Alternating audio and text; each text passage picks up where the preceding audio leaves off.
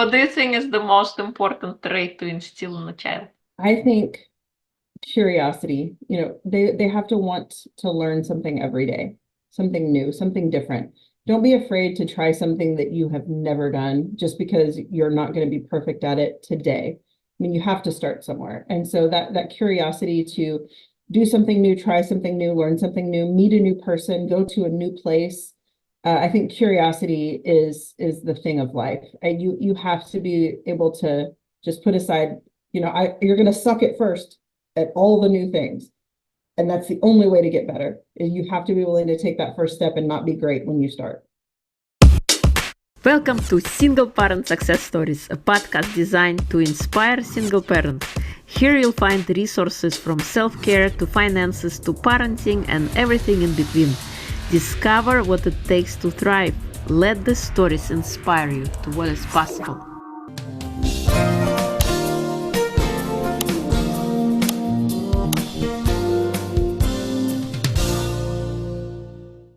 Hello and welcome to Single Parent Success Stories. Today we have a special guest joining us, Sheonda Sanchez. She supports moms in keeping all the plates spinning, especially those who are doing all the things on their own.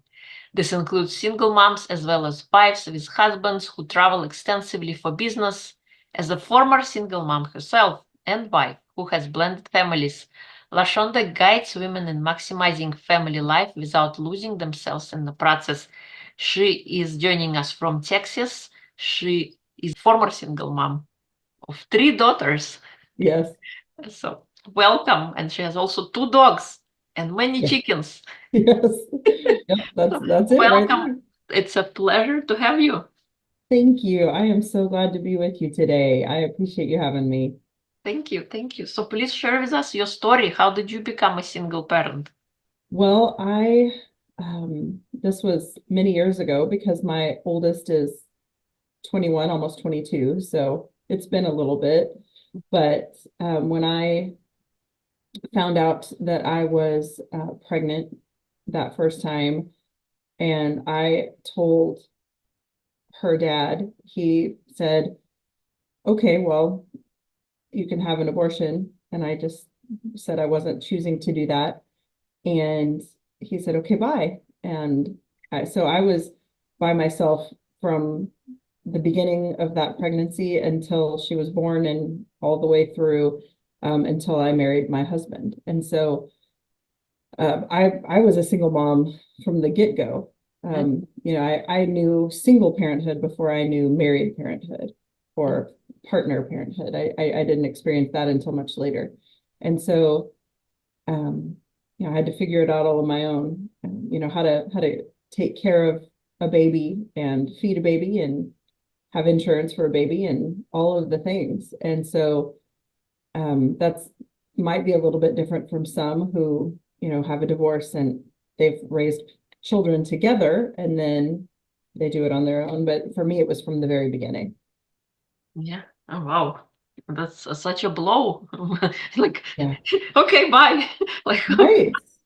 And you kind of hope that they will have this desire to, even if I really at that point didn't want him in my life, but I thought, maybe he would want to be in his child's life. yeah. But that didn't happen. And so I just continued to take care of her and raise her to the best of my ability, and had a lot of learning, on the job training, right? Right.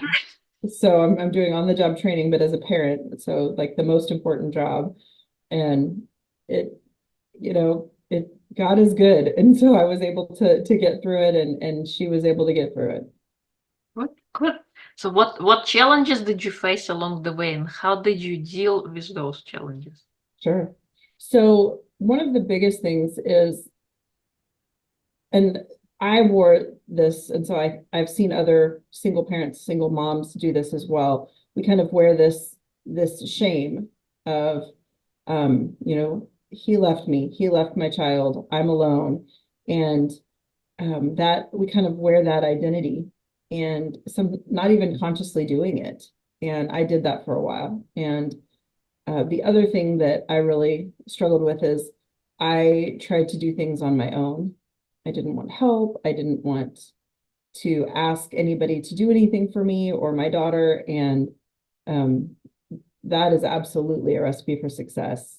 And so, I mean, failure. It is not a recipe for success to try and do all of everything on your own.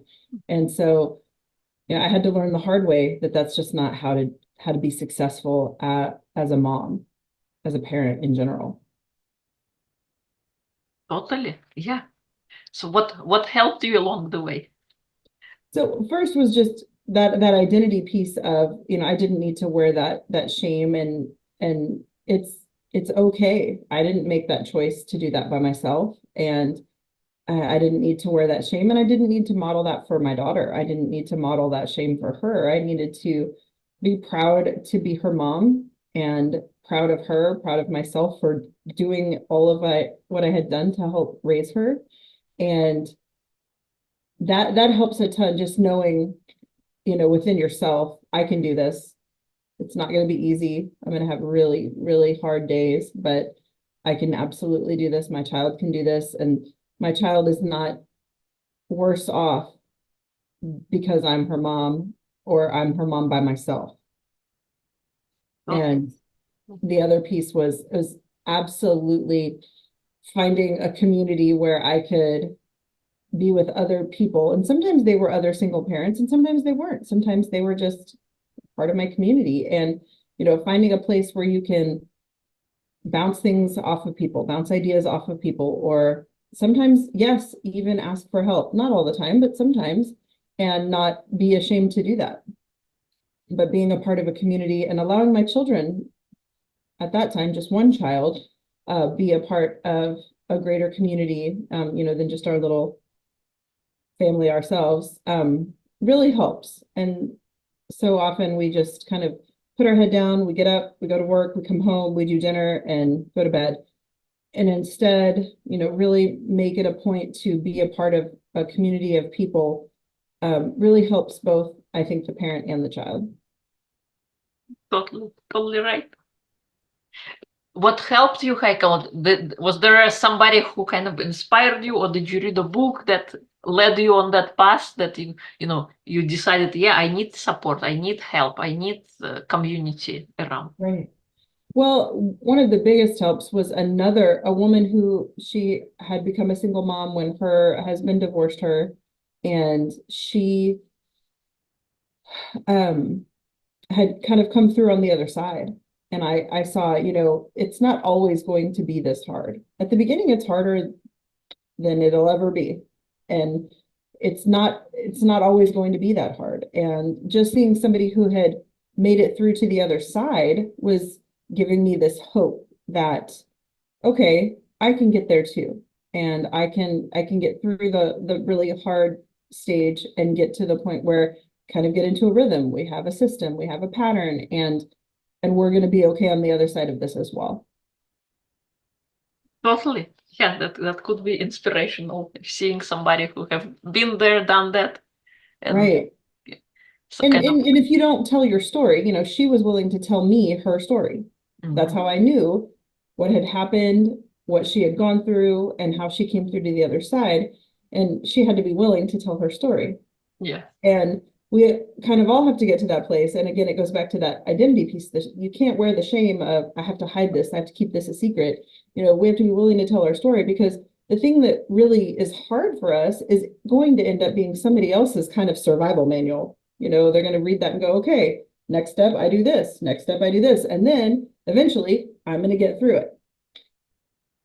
Totally. This is what this podcast is about, sharing Absolutely. Stories and tools from different walks of life, from different perspectives, and what helps people get better. Yes.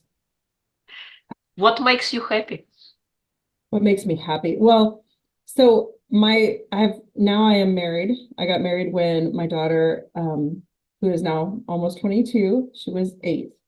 And my husband and I now have 2 more children together. So I have 3 girls, and it's amazing to see just how incredibly different they are. I mean, I'm their mom all the way across, and yet they are so drastically and wildly different as human beings. And the thing that makes me happy is honestly seeing them find what makes them tick, because for me, it was a lot of times music, and now it's cooking, and I love gardening and my chickens. And I have one kid that's like super crazy smart, and I have one that's really athletic, and I have one that's super creative. And it's just interesting and fun to take them to their activities and their sports and just see what makes them tick. Totally, yeah. They could, even though you just their mom, one mom, and they have all kind of different personalities. I have the same Right. one. It's very, very artistic and smart. The other one, he can talk you under the bridge. Right? It's very linguistically gifted. I love it. I love it. Well, you're probably where they get that, right? I am an introvert. I'm just, Me recovering too. introvert with 2 podcasts and books. Hey, I get that. I completely get that because I am too, and yet they can't shut me up sometimes. So I get it. What do you think is the most important trait to instill in a child? I think curiosity, they have to want to learn something every day, something new, something different. Don't be afraid to try something that you have never done just because you're not going to be perfect at it today. I mean, you have to start somewhere. And so that curiosity to do something new, try something new, learn something new, meet a new person, go to a new place. I think curiosity is the thing of life. And you have to be able to just put aside, you're going to suck at first at all the new things. And that's the only way to get better, is you have to be willing to take that first step and not be great when you start. Totally, totally. Couldn't agree more with you. How do you encourage curiosity in your kids? And so I love travel. Travel is probably my favorite. You asked me what makes me happy. I'll rephrase my answer. It's just a jet to take me somewhere else. That's what makes me happy. I love to travel with my kids, to give them new experiences, to let them see new places, new things, hear new languages in their ear, try foods that they've never tried before. And I think, that doesn't have to be this exotic safari vacation. We can go to another town or another state and still have that experience. We can go try a restaurant that has a cuisine they've never tried before. And so anything we can do to expand our horizons, I think is a great way to instill curiosity and make it fun at the same time.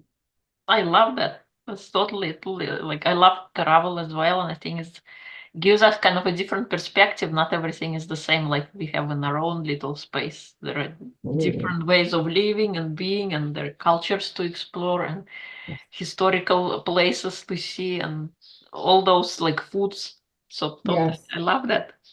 What is your personal superpower if you had to pick one?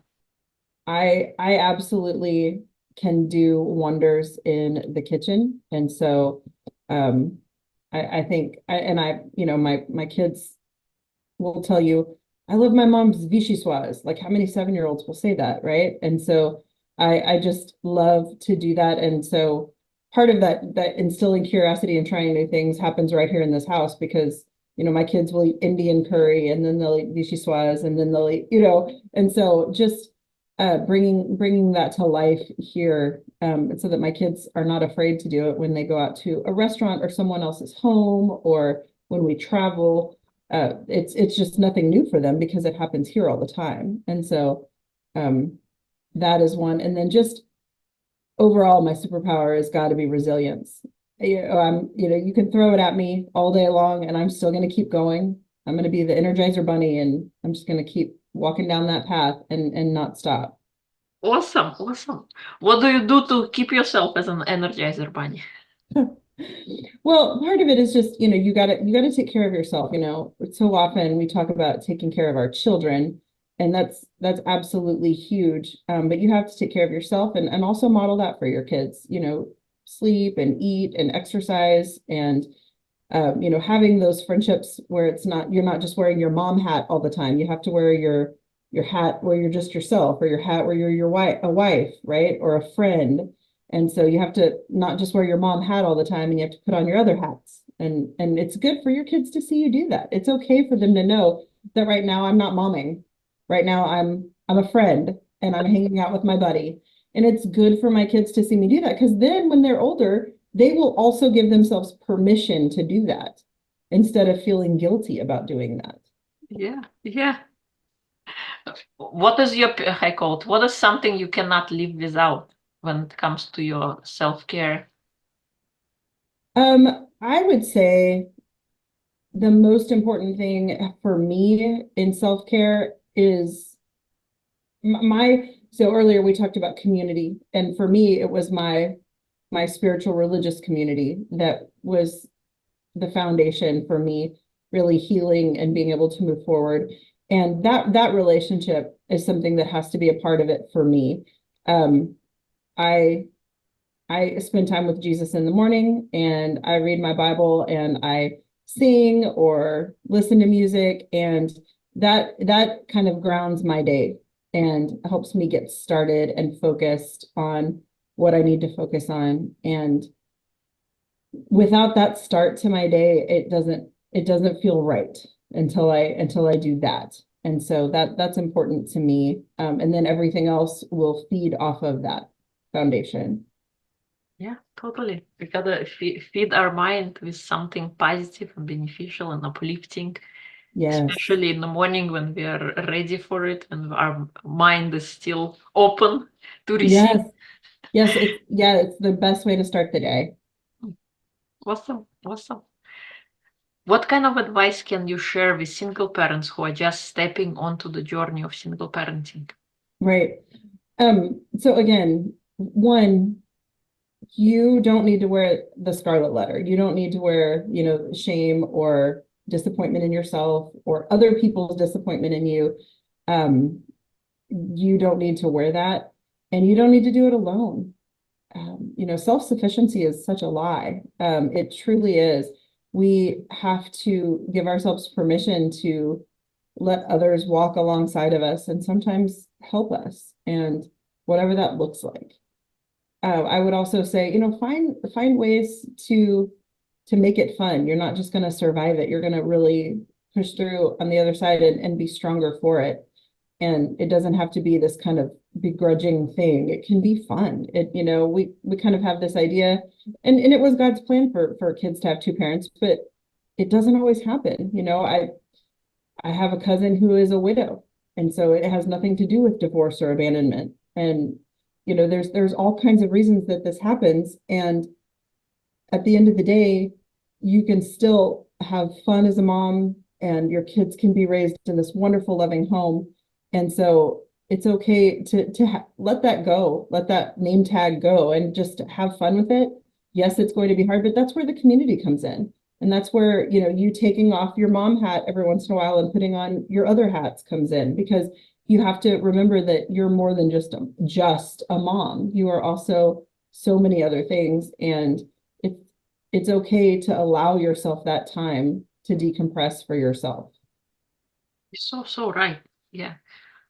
For myself, when I became a single parent, I actually had maybe an identity crisis. I knew how I was someone else's mom, someone else's spouse, but I didn't know who I was any longer. And I started kind of learning a little bit of different aspects. And you're so right, we wear so many hats, and sometimes we have that guilt and shame, especially when we are in the depths of it. And let's say if we are surrounded by happy families all around us, and we find ourselves kind of lost, and like, what does normal look like? And like, why am I not whole? But we are never actually broken. We just temporarily forgotten who we are. And when we get onto the journey, kind of rediscovering pieces of ourselves. So in your personal journey, what did you discover about yourself that you didn't know you had? I love the way you said that. You sometimes it takes this process to really find out who you are, because you're stripped of some of those other identities, right? And something that you just touched on was the comparison game that we play all too often. And if there is a losing game, it is the comparison game. There's never a winner. And a lot of times we're comparing unrealistic things that aren't even really in those people's lives. You know, you said we're surrounded by happy families, but are they? I mean, like when the door is closed and the lights turn off, are they happy? Do we know that? And the fact of the matter is sometimes they are, but sometimes they're not. And so just taking that comparison piece out and saying, you know, I've got to do what's best for me. I've got to do what's best for my kids. And I can't try to be like the people on this side of me or the people on this side of me, because one, you're not them. And two, you don't really know if they're as happy as they seem in public. And so that playing that comparison game just doesn't work, and it doesn't serve you. It doesn't serve you to compare yourself to somebody. And so just taking that piece out of it is so important. To find out about myself, you know, it took, I guess I'm a slow learner. It took me a minute. You know, I had to really kind of struggle with that. And I did compare myself, and I did try to be like others. And it took me a while to just walk into who I was created to be, and that my talents and gifts, and not try to, you know, have somebody else's talents and gifts that don't even exist in me or for me. You're so right. I know, but we gotta overcome that, the comparison game, and get back into ourselves. It's such a natural instinct to try and do that. But the quicker we can get beyond the comparison piece, the better. And then you can really find out who you are and start walking in who you are. Yeah, totally. So how did your profession change in your journey? How did you get to now you say you help moms? Yeah, so you know, like I said, I was a single mom, and one of the things that helped me was talking to another single mom who had kind of gotten to the other side. And that was motivating for me, because she probably wasn't trying to be this wonderful solution for me. She was just telling me her story, and how simple is that? And so I love being able to, you know, have Bible study at my house, but a lot of the women that I've invited are other single moms, you know, who are still in that place, and their strength is astounding.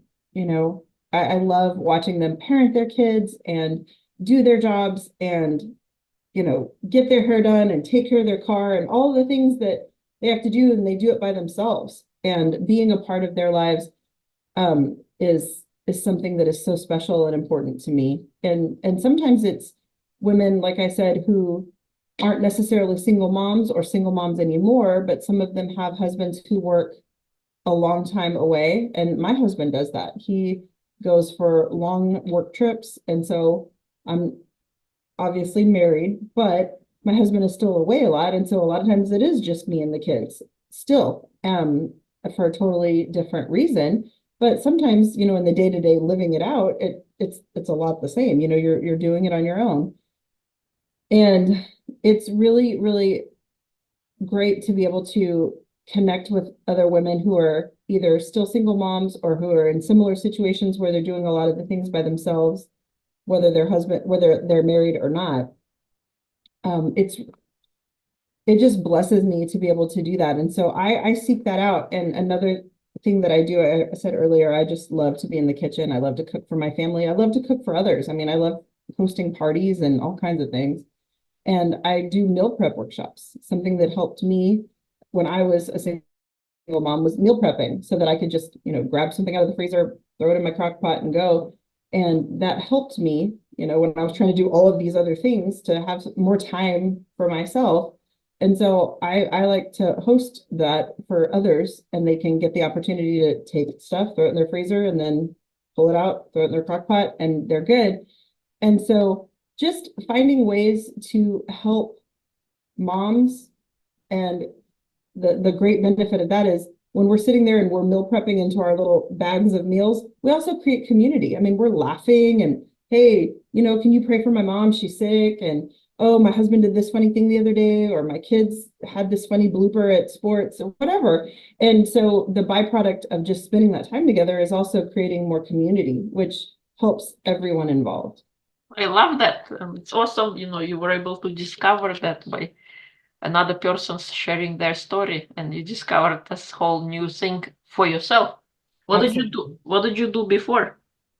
I was a teacher Okay. when my daughter was little. I was a teacher, and so I did that for years, and then I worked in the assessment side, and I still love doing that kind of thing, and I'll do tutoring and things like that. But my passion is absolutely just women and moms becoming exactly who they were created to be. Love that. And I guess you are continuing teaching. Now you're teaching different things. Right. I love to, teach, and I have like I said, I have a Bible study who meets here, and I absolutely love it. But I promise you, we teach each other. Everybody in that room, it's definitely not a one-way street.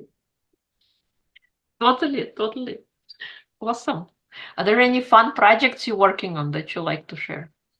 Well, I'm working on a book. It's just, kind of this the speed of the book feels glacial, and so I gotta work on ramping it up a little bit. But I'm really, really excited about that.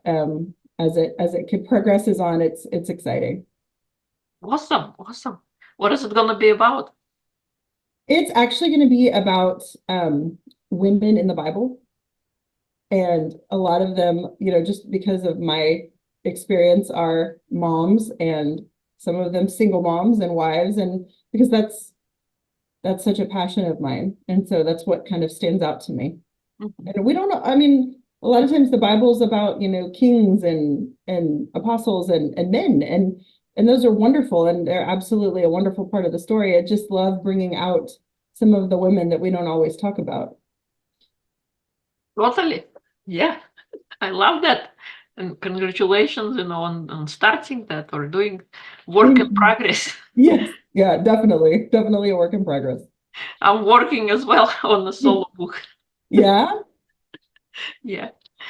Like 12 steps to happiness or the gift inside by Oh, creating habits that sustain us instead of drain us and I love that. combining physical, emotional, mental, and spiritual states of being into it. Yes. Oh, I love that. I can't wait for that to come out. Oh, thank you. Me too. It's been in the works for the last 4 years. The idea came 4 years ago, and physical writing started maybe 2 years ago, and Right. still Oh, going. so you understand my pace. I understand. And considering how many things you're doing, Well, yeah, you too, though. I mean, giving yourself grace. exactly. Well, isn't that Because what it's we're about? always wherever we're supposed to be. And just like we said earlier, we shouldn't really compare ourselves to others. We're Right. all walking our own individual journeys. Exactly. That's huge. Awesome. Is there anything I haven't asked that you would like to share? I don't know. We've talked about so much. I just feel like kids need to know that my mom is good. Like, a lot of their confidence and security comes from knowing that we are good.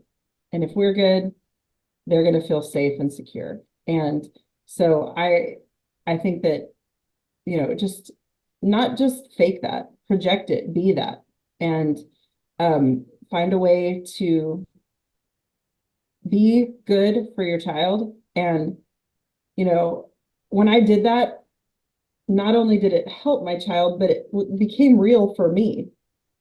I started doing it for her, but eventually I realized, okay, that's not just happening for her and benefiting her. I really am good.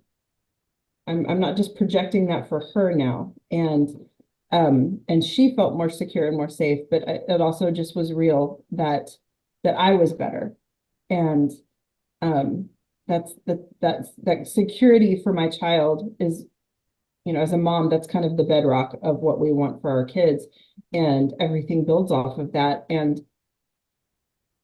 if they see us just frantic and a little bit crazy, it doesn't help them feel that security. And when I was helping her feel better about where we were as our little family, I realized, well, I was also helping myself in the process. And that was kind of the awakening that I needed to go, okay, you know, we really are going to be okay.